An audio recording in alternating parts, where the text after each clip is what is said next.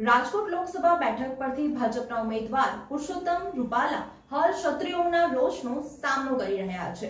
ક્ષત્રિયો તેમની ટિકિટ કપાય તેવી માંગ કરી રહ્યા છે, ત્યારે પુરુષોત્તમ રૂપાલા વડોદરા લોકસભાની બેઠક પરથી ચૂંટણી લડે તેવી ચર્ચાઓ થઈ રહી છે। ત્યારે વડોદરા શહેરના માંજલપુર વિસ્તારમાં આવેલા કંચનબાગ ખાતે ક્ષત્રિય સમાજની મહત્વની બેઠક મળી હતી।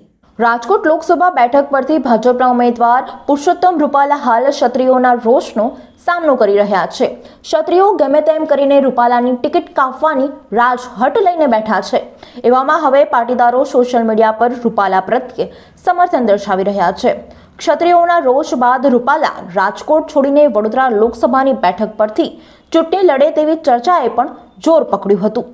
વડોદરાના માંજલપુર વિસ્તારમાં આવેલ કંચનબાગ ખાતે ક્ષત્રિયના અગ્રણીઓની મહત્વપૂર્ણ બેઠક મળી હતી।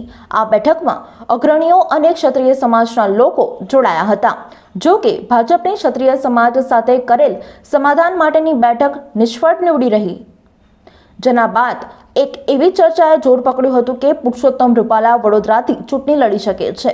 જેના બાદ આ ચર્ચાઓ અને વિવાદ વચ્ચે આજે વડોદરામાં ક્ષત્રિય સમાજની મહત્વપૂર્ણ બેઠક યોજાઈ।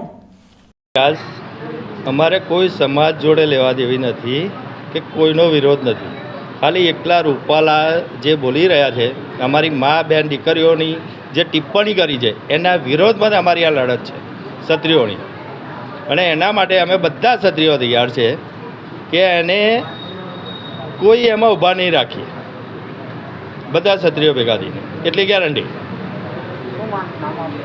નરેન્દ્રસિંહ રાજ।